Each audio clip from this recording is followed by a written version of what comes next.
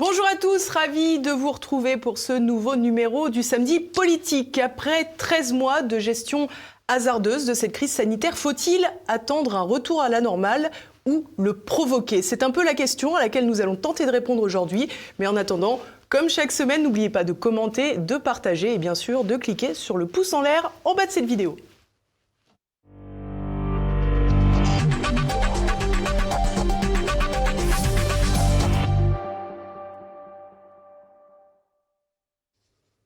Et mon invité aujourd'hui est Xavier Lemoine. Bonjour monsieur. Bonjour. Merci beaucoup d'être avec nous. Vous êtes moi. le maire d'Yverdroit droite de Montfermeil, en région parisienne, en Seine-Saint-Denis. Oui.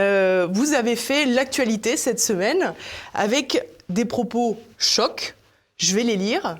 J'appelle à la désobéissance civile parce que le mal qui est infligé à la population française est totalement disproportionné par rapport aux effets que l'on peut avoir sur la crise sanitaire. Ce sont des propos étonnamment qui ont été prononcés le 31 janvier dernier, donc ça fait assez longtemps, sur LCI. Ils étaient passés presque inaperçus et pour des raisons qui nous échappent à tous, je crois, ils sont ressortis sur les réseaux sociaux.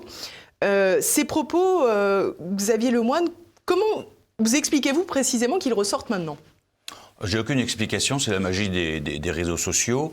Y a-t-il, je dirais, dans l'opinion publique une forme de maturité qui, il y a 2 mois, n'était pas forcément audible et qui le devient davantage. Et en tout cas, si j'en crois les centaines de mails, les milliers de messages sur les réseaux sociaux que j'ai reçus et que mes collaborateurs reçoivent, je sens que c'est extrêmement profond dans le pays et que le silence des Français, ce que certains disaient même être une forme de résignation, n'en est pas une.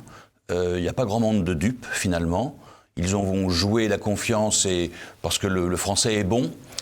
Mais je crois que là, on a dépassé quelque chose. Cette prise de conscience, ils veulent la revendiquer, me semble-t-il. En tout cas, à 2 mois de distance, c'est ce que je sens et c'est ce que je vois à travers les messages qui sont tout à fait intéressants. Et c'est pas des messages lapidaires, bravo monsieur le maire ou autre, ce sont une demi-page, une page entière. Voilà, je suis infirmière, je suis chef d'entreprise, je suis militaire, je suis agricultrice, et puis ils racontent leur quotidien de famille, de profession, de ce qui se passe, toute cette dégradation, cet écroulement de notre société, et ils disent effectivement on ne peut pas rester passif devant cela, et derrière il faut construire.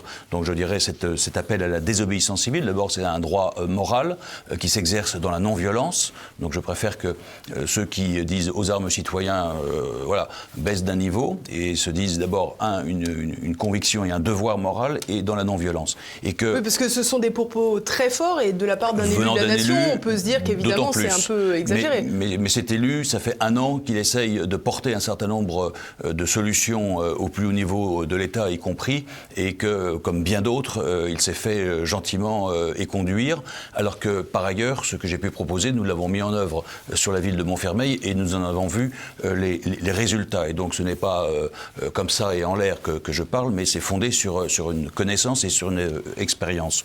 Mais donc cette désobéissance civile, j'ai pris un autre mot sur un autre média, discernement. C'est plus faible déjà.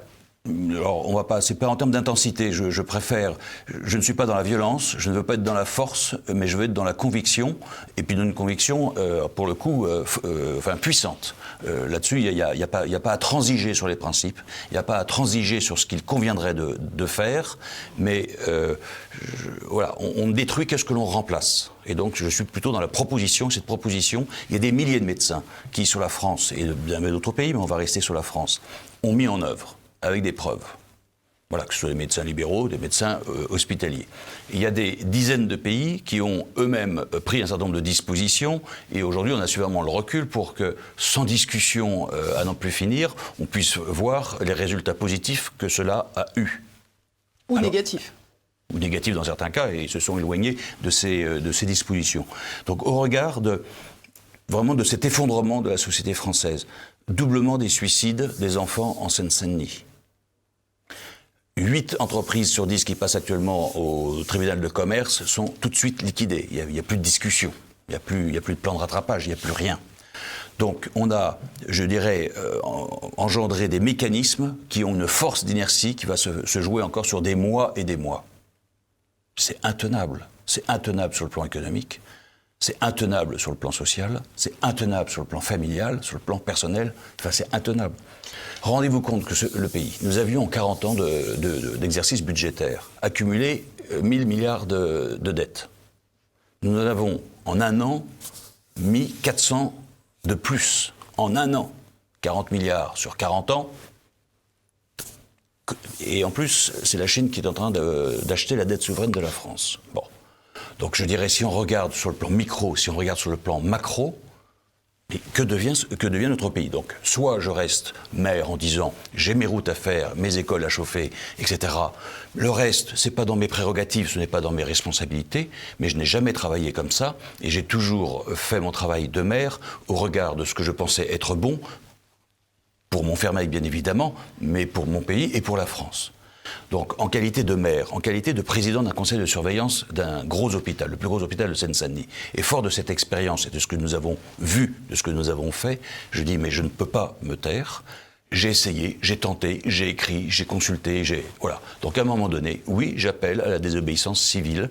Oui, c'est un devoir moral, dans la non-violence, de nous faire vivre différemment pour renouer avec une vie non pas normale comme avant, tirons peut-être une réflexion de nos abus antérieurement sur un certain nombre de sujets. Pourquoi pas? Cette crise peut avoir ceci de bon, mais en tout cas qu'on redonne une économie, de la vitalité à notre économie, qu'on retisse les liens sociaux. Enfin, commerce et social, non est social. Ça veut dire quoi? Plus de culture. Plus de culture, plus de vie associative, plus de sport. Donc les personnes dans l'enfermement physique et psychologique, social dans lequel ils sont, c'est le plus sûr moyen d'abîmer leur système immunitaire, c'est le plus sûr moyen de les rendre, je dirais, sensibles, fragiles à la maladie, quelle qu'elle soit. Nous sommes des êtres de relation, plus de vie culturelle, plus de vie associative. Au nom de quoi? Alors que nous avons négligé tout ce qui était prévention, et nous avons négligé, mais c'est plus que négligé, c'est combattu, les pouvoirs publics ou certains pouvoirs publics ont combattu la prévention et ont combattu la prise en charge précoce. Alors avant d'aller sur ce terrain, oui. Xavier Lemoine, j'aimerais revenir plutôt au niveau citoyen. Cette désobéissance civile, pacifique, dites-vous, comment peut-elle se matérialiser? Prenons la question du masque. Le masque, quand vous êtes dans le métro, dans le bus ou en train de faire la queue au supermarché, pourquoi pas? On peut ergoter sur l'utilité, pas l'utilité, la nocivité, mais voilà, dans un espace confiné avec beaucoup de monde, acceptons. Seul dans la rue, seul en forêt, sur la plage.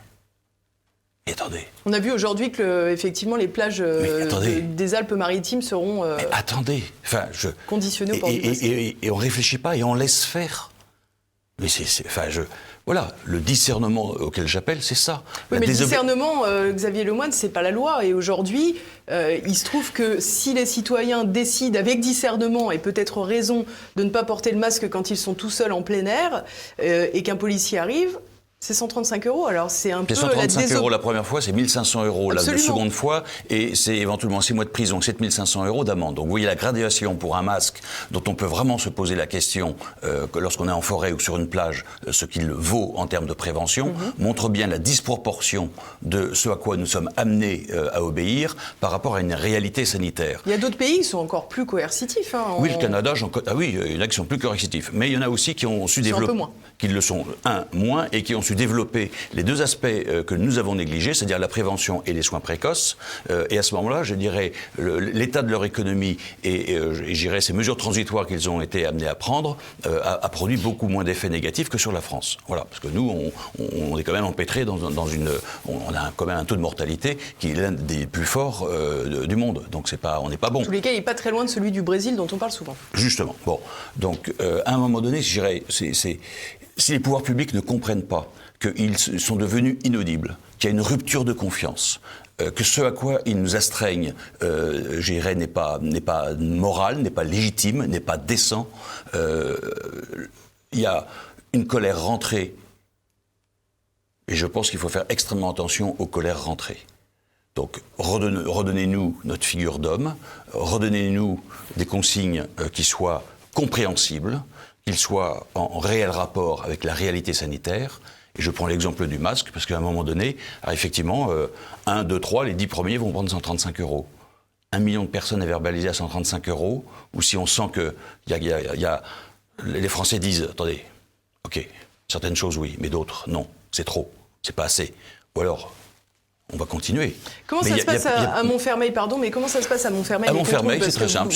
Vous avez une police municipale, oui, j'imagine. Ce que je viens de vous dire, espace clos ou espace en plein air confiné, je demande que le masque soit porté. Voilà.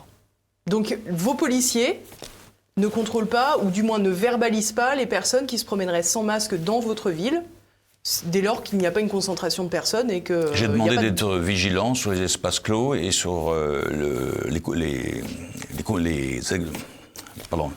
lorsque les personnes sont nombreuses au même endroit. Concentration de personnes, pardonnez-moi le terme, voilà, tout simplement. Bien. Et vous avez l'impression qu'il n'y a pas de dissonance, entre guillemets, entre votre charge de maire et ces instructions qui finalement ne sont pas pleines et entières la loi? Je ne sais pas, je pourrais vous prendre sur le télétravail. Les services publics, c'est service public. Donc je demande à ce que le maximum de personnel soit toujours au service du public.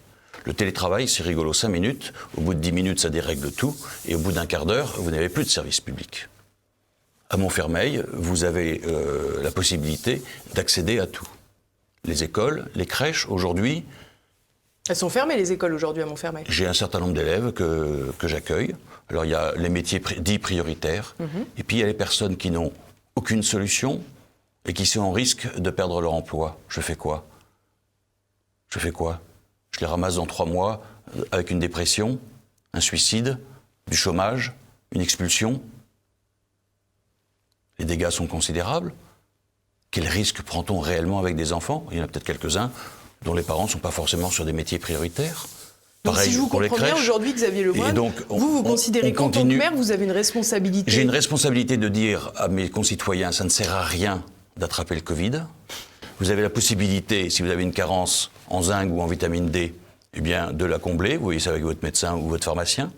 Je leur dis, vous n'êtes pas condamnés à rester 10 jours chez vous sans médication et à venir quand vous n'en pouvez plus à l'hôpital et là où c'est trop tard et où le traitement est douloureux, long, coûteux et vous en ressortir avec des séquelles. Il y a la prise en charge précoce et puis s'il y a nécessité d'aller à l'hôpital, bien sûr vous y allez. Donc on remet les choses tranquillement, sereinement et j'essaye de réintroduire de la vie, j'essaye de réintroduire du lien social. On continue à faire un peu de culture, alors on ne pouvait pas le faire à l'intérieur, bon, on le fait dehors, on éparpille les gens, etc. On continue à essayer de vivre.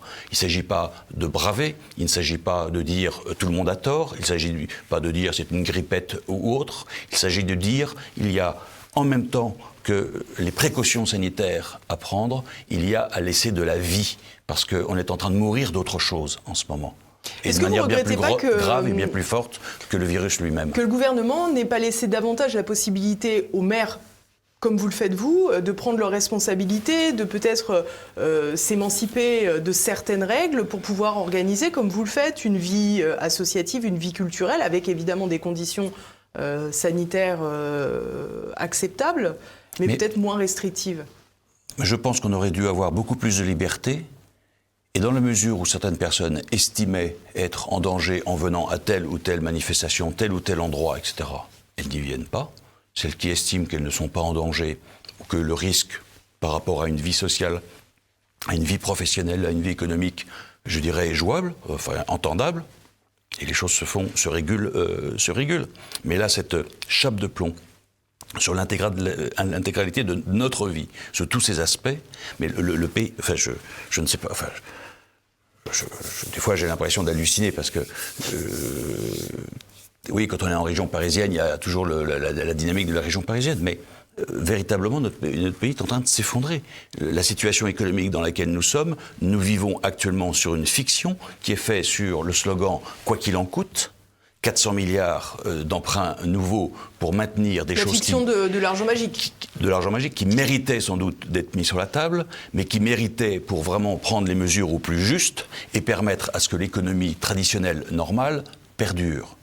Là, on est sur de l'argent magique qui tient tout à bout de bras, avec un plan de relance qui tient tout à bout de bras, mais la réalité, c'est qu'il n'y a rien derrière. Et je ne sais pas comment la relance va se faire. Aller dans les tribunaux de commerce, regarder ce qui se passe actuellement, c'est quand même Mais alors assez justement, terrifiant. vous nous dites qu'il y a beaucoup de liquidations qui sont en Oui. cours. Pour autant, vous évoquez cet argent magique. Est-ce que finalement, ces entreprises qui coulent aujourd'hui ne sont pas des entreprises qui étaient déjà en grande difficulté auparavant et Écoutez, qui meurent d'autres faits que les liens avec la crise sanitaire? non, parce que vous avez cette paralysie de l'économie française, ces pans entiers de l'activité qui sont en train de disparaître, la restauration, tout ce qui est événementiel.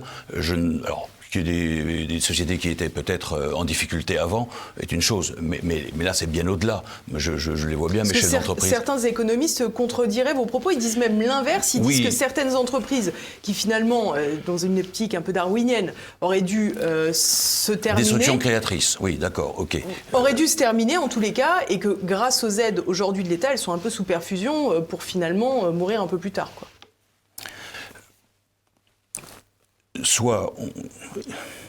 La question est délicate, parce qu'à partir du moment où on commence la perfusion, à partir de quand l'arrête-t-on et jusqu'où allons-nous? Bon, acte 1. Acte 2, on est sur des pans entiers de l'économie qui sont en train de disparaître. On est sur des personnes qui sont en train de perdre tout le capital qu'ils ont amassé, accumulé par leur travail, etc. Nous serons sur à mon avis, des métiers qui auront disparu. Seuls, je dirais, de grands groupes franchisés et autres pourront reprendre, notamment dans la restauration, mais peut-être sur... Bon, je pense qu'en termes d'économie derrière, en termes d'initiatives privées, en termes d'originalité de la proposition économique que les acteurs économiques peuvent avoir, on va être sur une forme de standardisation et de mainmise, je dirais, de grands groupes hyper organisés sur ces sujets-là. C'est pas forcément mon modèle d'économie. C'est sans doute efficace, ça ramène peut-être de l'argent, ça permet, j'accepte, mais je ne suis pas sûr qu'en termes de services rendus à la population, d'initiatives privées respectées, d'originalité et autres, tout ce qui fait cette vie en société et ces échanges entre nous, ce soit Amazon, c'est sans doute très bien, c'est pratique. Est-ce que notre librairie... Obligé d'aller acheter son pain chez Amazon, c'est pas certain. Oui, ça viendra vite, hein. Ça pourra venir. Et regardez déjà ce qui se passe sur la boulangerie, entre le véritable artisan qui fait encore lui-même, et puis, je dirais, c'est pas déjà fait ailleurs, distribué, réchauffé au dernier moment. Enfin, et tout est en train de modifier. Alors, le modèle économique peut être rigolo sur le plan de l'argent ou de la gestion ou de l'efficience, etc. Donc tous ces arguments, je les connais par cœur, mais je ne suis pas sûr qu'en termes de qualité, qu'en termes de responsabilité, en termes d'être capable d'exercer un vrai métier, on rende les gens heureux. On est plus, je dirais, à être d'une certaine forme standardisé, robotisé. Bon, là aussi, il y a de vrais sujets de société qui sont derrière, et je pense que la manière dont on s'y prend actuellement va pousser d'un cran cette forme de robotisation et de dépendance et de privation, je dirais, de l'initiative locale et des traditions qu'un pays peut avoir sur son territoire et qui peuvent être fort diverses d'un endroit à un autre. Il y a une forme de standardisation, mais faut relire Bernanos là-dessus. Est-ce que cette standardisation ne s'est pas également abattue un peu sur la médecine ? Ce qui se passe dans la médecine est un peu terrifiant. Et là, je peux vous dire, j'ai discuté avec des dizaines de médecins hospitaliers, médecins libéraux. Oui, parce qu'on va le redire clairement, en tant que maire, vous êtes président du conseil de surveillance donc, voilà, de l'hôpital de Montfermeil, qui est le plus grand de Seine-Saint-Denis. Et j'ai eu à connaître à travers la France un certain nombre de médecins avec lesquels j'entretiens toujours des relations pour justement me mettre au courant de toutes les avancées, toutes les recherches qu'il peut y avoir sur la prévention, sur les soins précoces comme sur les vaccins. On a la vieille génération de nos médecins, ils ont fait des études qui les ont rendus vraiment autonomes dans les choix qu'ils font pour leurs patients. Et qui leur donnent également une forme de liberté, notamment vis-à-vis du Conseil de l'Ordre. En tout cas, ils sont capables par eux-mêmes de prendre, de prescrire hors AMM. Il suffit que ce soit marqué, de prendre leur responsabilité et de faire ce qu'en conscience, patient par patient, ils pensent juste de faire. Pour d'autres, ils m'ont dit, mais texto, je vous donne des témoignages, monsieur le maire, j'ai fait 10 ans d'études, je peux vous dire, j'ai appris une chose, c'est à obéir. Donc moi, je reçois de l'HAS, de l'ARS, de l'Académie de ceci, du Conseil de l'Ordre, de telle académie, etc., des formes de prescription ou d'incitation ou de... Voilà. Des circulaires, quoi. Des circulaires. Eh bien, écoutez, pour moi-même et pour mes proches, je fais ce que je pense devoir faire parce que je sais ce que l'on peut faire. Mais si je m'éloigne de cela pour mes patients et qu'il arrive un pépin, je ne serai pas soutenu par mes pairs. Et à ce moment-là, ma carrière sera ruinée. Et donc, j'obéis. Texto, des témoignages, et j'en ai eu donc finalement, de nombreux. Ce que vous êtes en train d'expliquer, c'est qu'ils vous rapportent qu'ils ne font pas ce qu'ils feraient pour leurs proches. Exactement. Je m'en suis ému auprès d'un certain nombre de médecins. Ils m'ont dit, Xavier, tu ne peux pas leur en vouloir, tu ne connais pas la puissance que le Conseil de l'Ordre a pour défaire ou faire nos carrières. Et donc, ils sont effectivement très attentifs à ne pas sortir des clous. Et donc, je me suis heurté. Donc, il y a un certain nombre de médecins à qui j'ai donné un certain nombre de documents qui m'ont dit « Ok, Xavier, j'ai compris, je ne savais pas, je ne connaissais pas, je sais que je vais pouvoir utiliser ça et ça. » D'autres m'ont dit « Monsieur le maire, médicalement, scientifiquement, vous avez raison. Je ne conteste pas. Pour moi, mes proches, c'est ce que l'on fait. Mais, voilà. » C'est ça la réalité. Et donc on voit combien ils ont perdu de cette liberté de prescrire au regard d'abord de leurs études qui le leur permettent, du serment d'Hippocrate qu'ils ont prononcé, et ils ne l'ont pas oublié, parce qu'ils me disent, oui, c'est pas très raccord avec notre serment d'Hippocrate. Ils en souffrent, mais m'ont dit, voilà Xavier, je suis dans cette difficulté-là. Donc la médecine, effectivement, j'ai mieux découvert ce milieu. Sur les hospitaliers, c'est différent, parce que d'abord, il n'y a pas le Conseil de l'Ordre. Deux, c'est plus collégial, les décisions se prennent plus collégialement au sein des... Enfin, il y a une forte pression de l'ARS, quand même. Oui, mais elle est un peu différente, et puis c'est collégial, et un hôpital, et certains l'ont montré, ont pu développer, je dirais, des prises en charge médicales tout à fait intéressantes, et qui ont donné de très très bons résultats. Il suffit de ne pas le clamer sur les toits, de le faire tranquillement, sereinement, et puis voilà, les choses sont un peu différentes. Et alors justement, dans cet hôpital de Montfermeil, quelle est la situation qu'ils vivent actuellement? Parce qu'on nous a parlé de l'embolie, sans faire de mauvais jeu de mots, des services de réanimation, des lits qui ont prétendument été augmentés pendant l'année de crise sanitaire, finalement démantelés, remontés. Enfin, c'est très difficile d'y voir clair. C'est très difficile d'y voir clair. Ce qui est sûr, c'est que les personnels, sont épuisés. Que nous avons beaucoup de personnels qui sont absents, malades par dépression et burn-out. Et que ça vient complexifier cette période d'hiver qui est toujours traditionnellement une période extrêmement tendue pour nos hôpitaux. Moi, ça fait 20 ans que je préside cet hôpital et la période d'hiver, c'est toujours la période où le directeur m'appelle en disant « Monsieur le maire, on ne sait plus quoi faire, on a délaissé le 77, on ne peut plus les accueillir, il y en a dans les couloirs ». On va essayer de... Bon, là, de surcroît, c'est encore plus difficile puisqu'il faut séparer dans chacun des services les personnes qui sont dites Covid et les non-Covid, et que pour certains traitements, ça nécessite... Enfin, la prise en charge de ces patients nécessite plus de monde et plus de temps puisqu'il y a beaucoup de protocoles sanitaires à respecter autour d'eux, ce qui est tout à fait normal. Donc ils sont épuisés. Les médecins urgentistes me disent « Monsieur le maire, comment se fait-il que l'on récupère des malades à J+10 dans cet état-là ? Pourquoi ne sont-ils pas allés consulter avant ?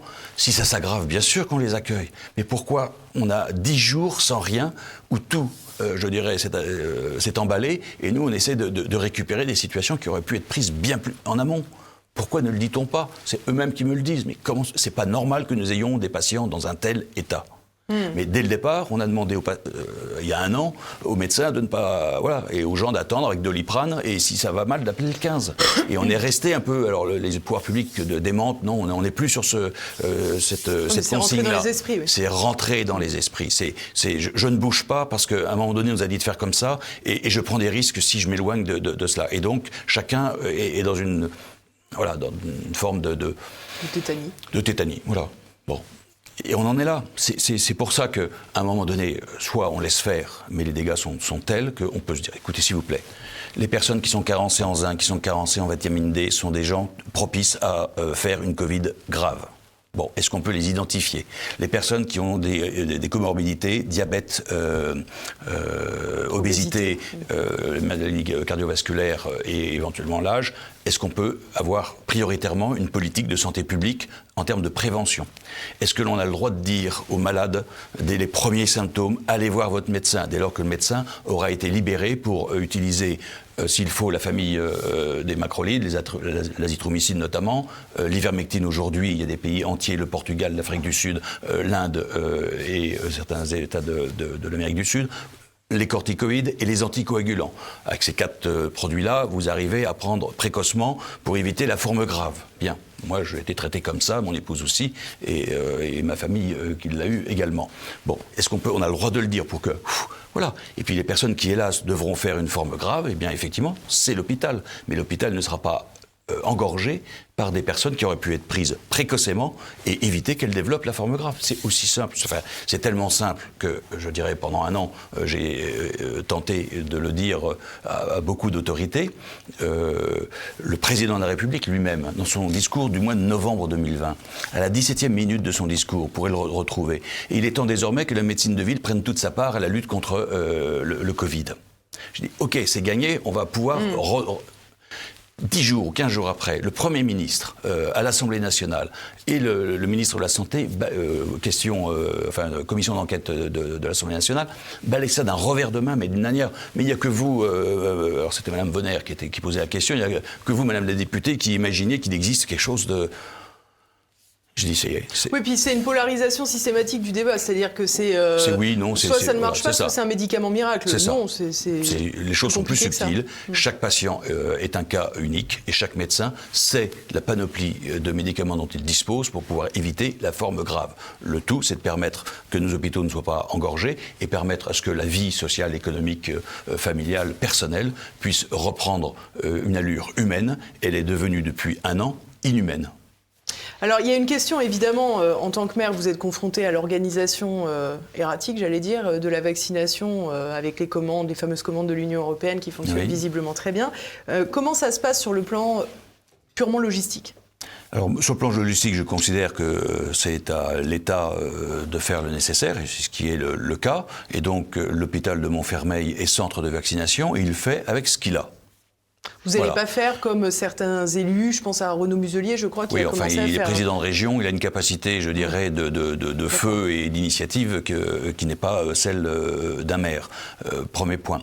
Deuxième point, je vois tous mes collègues maires d'Île-de-France qui sont aujourd'hui excédés, mais plus qu'excédés. C'est-à-dire que la manière erratique, etc., ils ont été vraiment de bonne volonté, ils ont ouvert des centres, ils se sont mouillés, ils ont vraiment pris, je dirais, presque la responsabilité morale de ces vaccins en faisant en sorte que le maximum de leur population soit vaccinée. Et aujourd'hui, je suis sur la boucle où on échange sur ces questions-là. Ils sont plus que dépités et ils commencent à se poser des questions. Ils disent, mais on s'est mouillé, notre crédibilité maintenant est en jeu. Mais le problème pour eux, quel est-il ?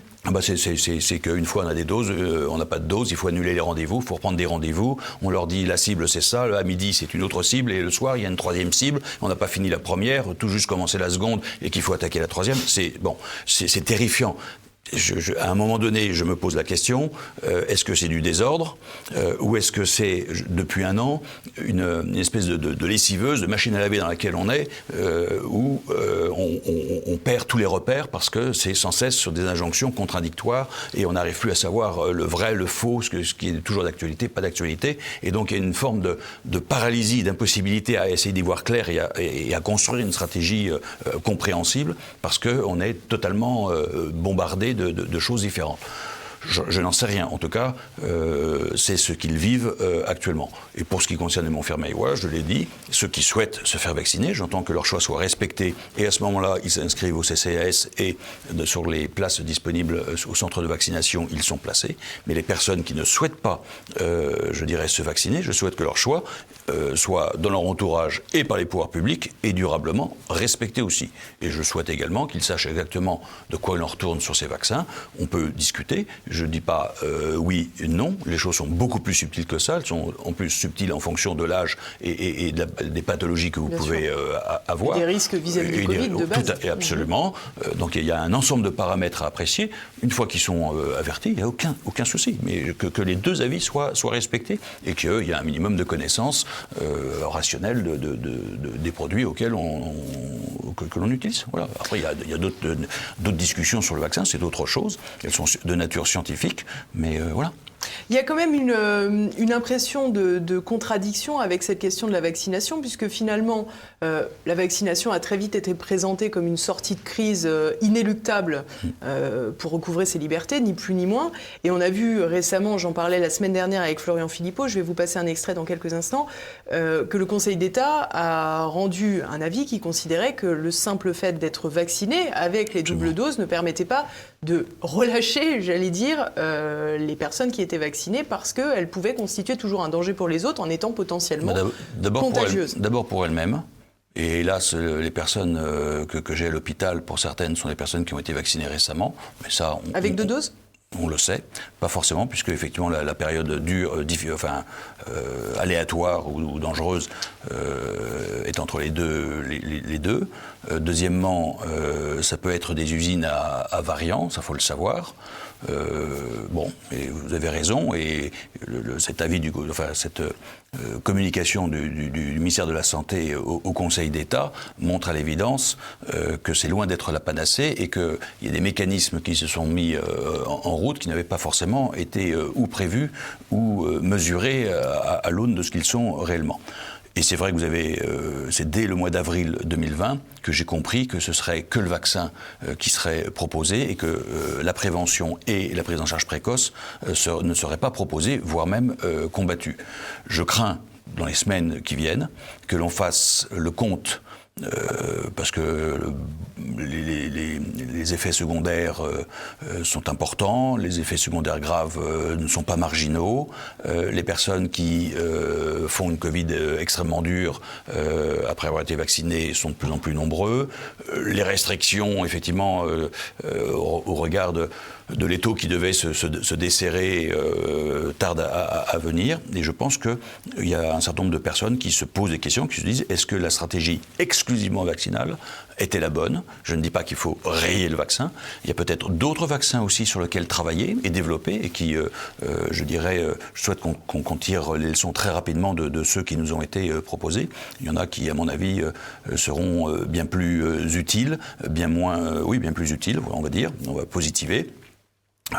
Et les recherches sont en cours.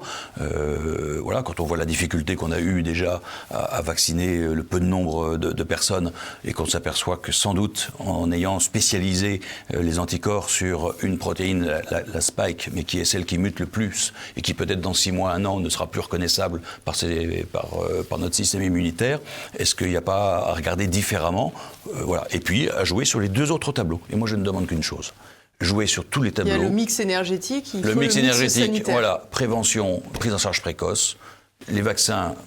Allez, on se pose des questions. On a peut-être été un peu rapide. On a peut-être. Il ne s'agit pas de faire le procès. Il viendra peut-être, mais c'est pas le sujet pour l'instant. C'est de dire, regardons. Donc, plus on sera dans la contestation violente des pouvoirs publics, et plus ils voudront se défendre. Plus on sera sur une contre-proposition positive, pour dire il y a urgence, on fera les comptes après, mais il y a urgence à regarder les choses comme elles doivent être regardées pour éviter d'être plus en difficulté qu'on ne l'est déjà. J'espère faire bouger les lignes dans ce sens-là. Mais pour ça, de temps en temps, il faut savoir dire non, parce que les choses ne sont pas faites correctement. C'est seulement, et je finirai par ça, cette désobéissance civile, c'est de savoir dire non, mais non pour une meilleure prise en charge, plus objective et qui respecte, je dirais, ce que beaucoup de personnes ont découvert, mis en œuvre sereinement et tranquillement, et dont on s'est indûment privé jusqu'à maintenant. Merci beaucoup Xavier Lemoine. Merci d'avoir été jusqu'à TV Liberté. Merci. Merci à tous de nous avoir suivis. N'oubliez pas, si vous ne l'avez pas déjà fait, de commenter, de partager et bien sûr de cliquer sur le pouce en l'air en bas de cette vidéo. Et je vous donne rendez-vous la semaine prochaine pour un nouveau numéro.